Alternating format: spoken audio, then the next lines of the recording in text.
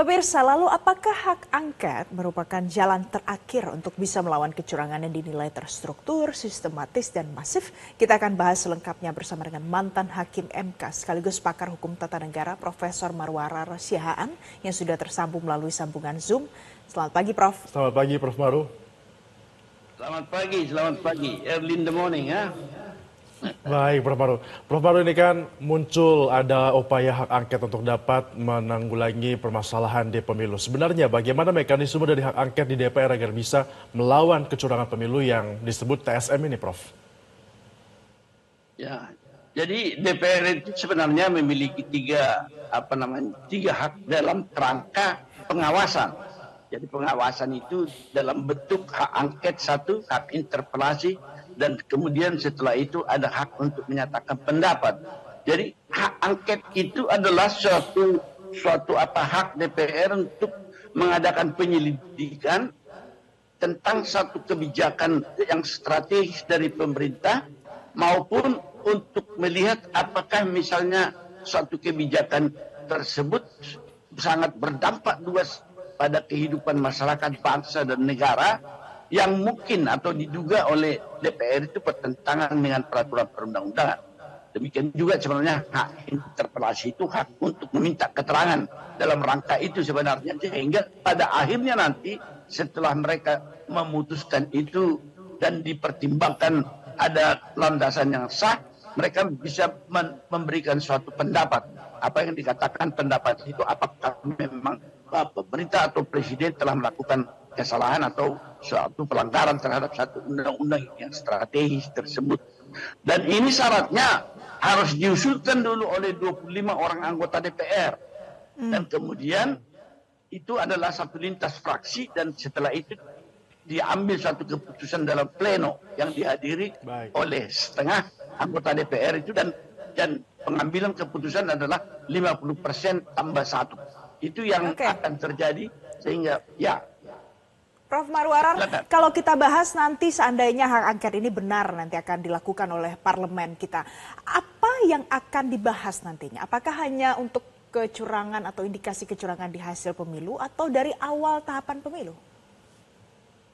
Ya, saya kira keseluruhan. Jadi ini suatu tentang pelaksanaan satu undang-undang. Jadi pemilu ini diatur dalam satu undang-undang yang tentu tahapannya mulai persiapan, mulai pembentuk penetapan pemilih, daftar pemilih sementara sampai kepada tetap, dan kebijakan yang lain di dalam mulai kampanye, kemudian netralitas daripada aparatur negara, kemudian sampai hari hanya dan lain-lain. Jadi dia ini sangat panjang bisa dilakukan terhadap kebijakan tentang pelaksanaan satu undang-undang dari awal sampai akhirnya, tentunya sampai dengan suatu hasil yang akan terlihat di dalam pelaksanaan undang-undang itu. Jadi ini merupakan proses panjang, dan juga biasanya ini adalah suatu hal yang sangat sulit untuk mencapai suatu kesepakatan di DPR itu dalam kerangka pelaksanaan hak angket ini. Saya khawatir nanti dalam kondisi seperti sekarang untuk menghimpun anggota DPR dan dalam satu kesatuan setelah terlihat bahwa anggota DPR itu berada dalam kelompok-kelompok yang disebutkan di antara kelompok-kelompok itu, maka akan sulit barangkali pengambilan keputusan. Saya kurang tahu, meskipun misalnya pasangan calon 1 dan 3 sudah sepakat, apakah itu bisa menggambarkan koalisi-koalisi di DPR. Ini yang menjadi perhatian kita sebenarnya.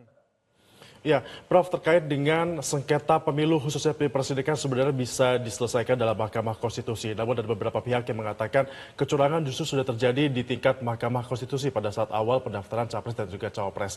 Nah, untuk produk hukum yang dikeluarkan dari hak angket ini, apakah nanti juga akan memiliki kekuatan yang sama kuatnya dengan putusan Mahkamah Konstitusi, Prof? Ya, jadi muara daripada hak angket itu pada akhirnya hak menyatakan pendapat, itu bisa bermuara pada apa yang dikatakan apakah pemerintah atau presiden telah melakukan pelanggaran atau tindak pidana kah, apakah melakukan korupsi, apakah melakukan pengkhianatan. Itu merupakan satu hal yang diatur di dalam undang-undang dasar kita juga, sehingga dengan itu nanti tentu kalau bulan atau katakanlah tercapai satu keputusan politik di DPR bahwa presiden telah bersalah, misalnya katakan korupsi yang ada kaitannya dengan apa yang dikatakan pemilu yang merupakan pelanggaran terstruktur, yang terstruktur itu dilakukan struktur pemerintahan maupun penyelenggara pemilu, dan kemudian didukung oleh apa yang dikatakan juga penyimpangan dalam keuangan. Ya mungkin kalau saya melihat ini apa yang dimaksud oleh paslon itu adalah bansos itu yang mungkin merupakan sesuatu yang di luar kebijakan negara yang disetujui DPR juga. Misalnya dalam soal bagaimana kepada siapa disalurkan dan kapan disalurkan dan jumlahnya dan sebagainya. Dan kalau ini memang bisa tercapai, seorang presiden yang telah dinyatakan melanggar itu merupakan satu keputusan politik, bisa dia dilengserkan. Apa yang dikatakan selama ini adalah impeachment. Dan itu tentu sesudah dari DPR akan dibawa lagi ke Mahkamah Konstitusi. Barangkali lebih jauh, lebih luas dampaknya dan lebih boleh memasuki inti masalahnya, suatu keputusan yang diambil dari pengawasan DPR melalui angket dan pernyataan pendapat, daripada kalau misalnya sengketa pemilu itu dibawa di dalam bentuk pelanggaran TSN kepada MK, karena mungkin bagian dari problem sekarang adalah Mahkamah Konstitusi itu juga ketika keputusan nomor 90 tahun 2023 yang meloloskan Gibran itu menjadi pasangan calon wakil presiden. Baik. Yang menarik dari Prof. Marwarar sampaikan tadi adalah yang menjadi problem adalah putusan MK itu sendiri. Kemudian nanti saya akan tanyakan juga bagaimana sebenarnya keraguan-raguan Prof. Marwarar ini terkait dengan situasi dan petanya di parlemen kita hari ini. Prof, tapi kita harus jeda terlebih dahulu. Tetaplah bersama kami pemirsa, kami akan kembali untuk Anda. Oke pemirsa, kita masih bersama Profesor Marwarar. Prof, tadi kita dengar yang disampaikan Ahmad Muzani, ini terkait dengan situasinya tuh sebenarnya sekarang berbeda, kondusif, jadi apa perlu itu dilakukan, Prof? Ya, kalau dari sisi rakyat yang masyarakat Indonesia, kondisinya memang kita lihat aman, tetapi para peserta dan juga pelaksanaan undang-undang pemilu itu menjadi problematik. Ini sebenarnya kalau dilihat dari sudut tata negara kita, kalau memang tuduhan-tuduhan tentang pelanggaran prinsip jujur dan adil dalam pemilu itu merupakan ancaman terbesar dari transisi kita dari yang disebutkan pemerintahan yang otoritarian ke demokrasi. Itu bisa terjadi mundur lagi ke belakang karena keputusan-keputusan orang-orang tertentu atau seorang yang memimpin pemerintahan seperti presiden kita misalnya menarik kita kepada keputusan-keputusan yang boleh dikatakan tidak demokratis, yaitu apa yang disebutkan seperti kalau disebutkan tadi itu pelanggaran dengan putusan MK itu yang dikatakan dicampuri. Karena suatu pemilu sebagai satu proses politik demokrasi harus diawasi atau diatur atau dikontrol oleh sistem hukum dan konstitusi kita, tetapi itu yang menjadi prinsip utama sekarang, kerusakan yang terjadi dalam proses itu. Barangkali dari sisi transisi demokrasi kita yang belum mencapai titik konsolidasi seperti itu, tetapi kemudian bisa tertarik atau mundur menjadi suatu otoritarian lagi, itu barangkali menjadi masalah yang penting yang berbeda dengan apa yang dilihat Pak Ahmad Muzani tadi. Suasana di masyarakat sebenarnya aman, dia dalam arti tidak ada apa yang disebutkan konflik horizontal ketika terjadi pemilu yang berbeda penglihatan dari para pihak ini. Saya kira ini menjadi sesuatu hal yang sangat penting bagi kita, bukan hanya karena hasilnya, tetapi proses itulah yang menentukan apakah memang kita setia kepada konstitusi atau tidak, dan setia untuk memberikan hak atau kekuasaan tertinggi dalam pemerintahan itu kepada rakyat melalui proses pemilu. Saya kira ini yang bisa saya kemukakan.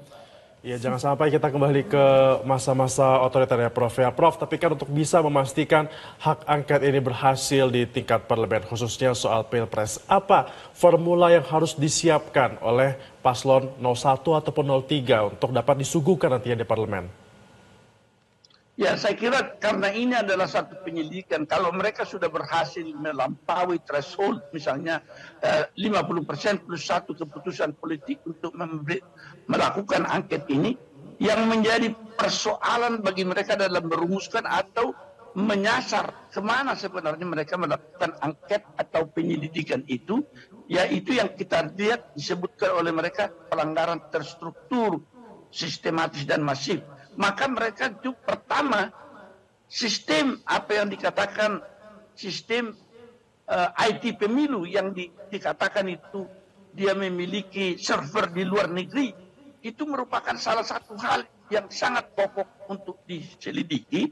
Apakah benar? Karena kalau dia berada di luar negeri, campur tangan daripada pihak asing boleh terjadi untuk mempengaruhi hasil. Seperti yang kita lihat tahun 2020, pemilu Amerika Serikat dipengaruhi oleh katakanlah orang-orang dari Rusia. Sedemikian rupa, ya menurut apa yang dikatakan di sana waktu itu, Trump menang melalui hal seperti itu. Nah, kita juga harus melihat ini, adakah campur tangan dari pihak luar sehingga kemacetan yang terjadi dikatakan server IT dalam rekapitulasi sistem Sirekap itu, apakah itu ada pengaruh dari pihak luar, dan itu harus ada audit forensik yang diminta oleh DPR di dalam angket itu barangkali. Yang kedua, pelanggaran yang dituduhkan ini sekarang kepada pasangan calon nomor 1 yang dicampuri oleh presiden, apakah benar presiden tidak netral seperti diwajibkan di dalam konstitusi dan undang-undang pemilu. Dan kedua, sistem yang dipakai itu melalui bansos dan bantuan langsung tunai. DPR harus bisa melihat apakah itu di dalam pengeluaran yang terjadi terhadap bantuan-bantuan bansos itu bisa didengar dari Menteri Keuangan, apakah itu berdasarkan persetujuan yang telah dilakukan di masa lalu dalam APBN antara DPR dengan pemerintah, yaitu bahwa bolehkah misalnya bansos itu diberikan seperti itu secara acak, dibagi di depan istana seperti itu, dan besarannya berapa yang boleh kita katakan, apakah itu nanti penyimpangan, misalnya katakanlah undang-undang tindak pidana korupsi, apakah terlibat di situ di dalam penggunaan bansos yang ada disebutkan gambar daripada satu pasangan calon tertentu. Dan itu merupakan hal yang sangat prinsip untuk menentukan betulkah terjadi pelanggaran terstruktur, sistematis, yang pasti hasilnya akan masif kalau seorang presiden dengan bansos seperti ini memihak kepada satu pasangan calon. Saya kira ini yang sangat strategis bagi DPR, dan jangan terlalu melihat misalnya hal-hal yang sangat kecil dan terpisah-pisah, tetapi yang kita akan periksa adalah kebijakan-kebijakan pemerintahan yang ikut di dalam struktur pemerintahan, melalui struktur pemerintahan mencampuri atau mempengaruhi proses dan hasil daripada pemilu. Oke. Prof. Ya. Marwarar, tadi Anda sudah katakan kalau teorinya itu nanti bisa diproses melalui hak angket, kemudian sudah Anda sampaikan juga formulanya yang ideal itu seperti apa dengan kondisi hari ini. Tapi kalau dari pantauan dan penilaian Anda situasi politiknya memungkinkan tidak untuk berhasil?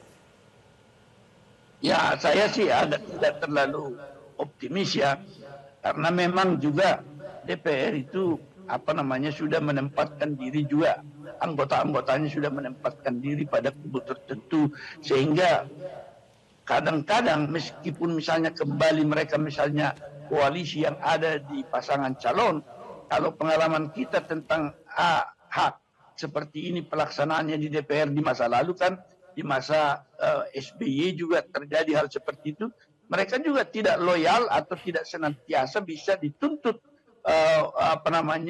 konsistensinya untuk menjalani garis partai yang telah digariskan itu. Mereka katakanlah dia mengatakan hati nurani, sehingga pengambilan keputusan di DPR pada waktu pleno itu sering sekali tidak terjadi apa yang dikatakan threshold 50% plus 1 dari anggota DPR yang harus dihadiri setengah DPR itu. Belum lagi pengambilan keputusan menyatakan misalnya pemerintah atau presiden melakukan kesalahan untuk dibawa ke Mahkamah Konstitusi misalnya. Saya kira ini pengalaman kita kan tidak mudah begitulah. Saya sih tidak terlalu optimistis begitu. Tapi kita serahkanlah kepada proses daripada kedua pasangan calon dan DPR sendiri. Dengan kekuatan sebenarnya PDIP di sana kalau dari sudut anggota untuk mengajukan atau mengusulkan ini proses ini berjalan tidak sukar, tetap pengambilan keputusannya nanti yang menjadi sangat sukar saya kira. Baik, Prof, kalau kita bicara soal komposisi di parlemen saat ini, untuk 01 dan juga 03, kalau digabungkan, totalnya adalah sebanyak 314 di sana. Sementara untuk 02, ini totalnya adalah sebanyak 261. Artinya 01 dan juga 03 lebih banyak. Apakah ini modal dan dengan ini peluangnya seperti apa Anda melihat? Ya kalau dari sudut, saya sudah katakan dari sudut jumlah, ya, saya kira sudah cukup meyakinkan. Tetapi saya katakan kesetiaan anggota DPR itu tidak bisa misalnya diperiksa dan diancam bahwa dia harus mengambil keputusan sesuai dengan apa yang digariskan partai misalnya. Pengalaman itu sangat terjadi waktu proses angket yang terjadi kepada wakil presiden kita di masa lalu tentang kasus daripada BLBIK itu. Pada waktu pengambilan keputusan terakhir itu, itu proses yang sangat menegangkan itu karena kemudian ketika dibutuhkan tinggal 1, 2 atau 5 suara lagi untuk mengambil keputusan itu, mereka yang dibutuhkan itu membelot dengan katakanlah dia menyatakan tidak tunduk kepada partai dan dia tunduk kepada hati nurani dan mengambil keputusan sehingga tidak berhasil itu waktu itu. Ya. Baik. Jadi jumlah boleh banyak, boleh terukur, tapi kesetiaan tidak ada yang tahu ya, Prof. Ya, terima kasih Prof. Marwarar Siahaan sudah bergabung bersama kami pagi hari ini di Metro Pagi Prime Time. Jelajahi cara baru mendapatkan informasi. Download Metro TV Extend sekarang.